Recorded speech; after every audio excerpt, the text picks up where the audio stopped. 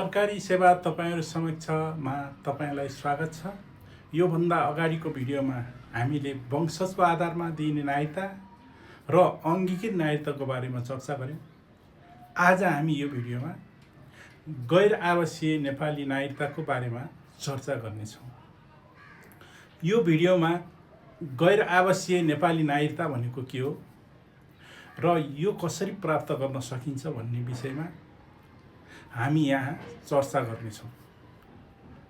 यो गैर आवासीय नेपाली नागरिकता भनेको पहिले नेपाली नागरिकता भएका वा बाबु आमा बाजे वा बजै नेपाली नागरिक भएका तर अहिले विदेशी मुलुकको नागरिकता लिई सार्क बाहेकका अन्य देशमा बसोबास गरिरहेका नेपाली मूलका व्यक्तिहरूलाई नेपाल सरकारले दिने विशेष किसिमको नागरिकतालाई नै गैर आवासीय नेपाली नागरिकता भनेर बुझ्नुपर्ने हुन्छ।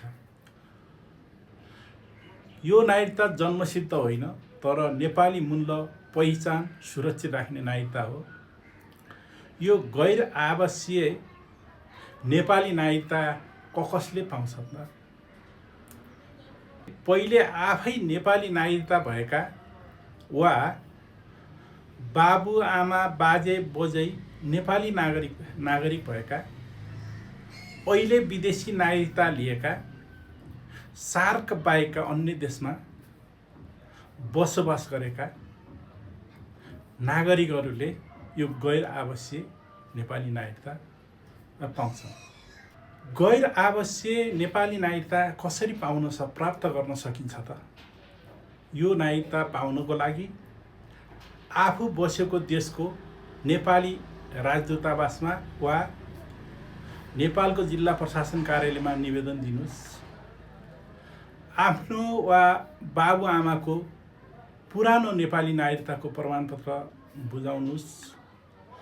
विदेशी नागरिकताको प्रमाणपत्रको प्रतिलिपि पेश गर्नुस् र यी सबै प्रक्रिया पूरा भएपछि तपाईहरुलाई गैर आवासीय नेपाली नागरिकता प्राप्त हुन्छ। यस्तो नागरिकता प्राप्त गरेका व्यक्तिलाई नेपालको अरु सबै अधिकार प्राप्त गर्न सकिन्छ तर सरकारी सेवामा जागिर खान र राजनीतिक अधिकारबाट पनि वञ्चित गराइएको छ। निजलाई भोट दिने उम्मेदवार उठ्ने त्यस्तो अधिकार पनि हुँदैन। तसर्थ विदेशमा बसे पनि हाम्रो पहिचान नेपाली नै हो। यो गैर आवासीय नेपाली नागरिकता लिएर नेपालसँगको सम्बन्ध अझ बलियो बनाऊ। यस्तै जानकारीमूलक भिडियो हेर्नको लागि सरकारी सेवा तपाईहरु समक्ष भन्ने युट्युब च्यानललाई लाइक, कमेन्ट र सब्स्क्राइब गर्न नबिर्सिनु होला। नमस्ते।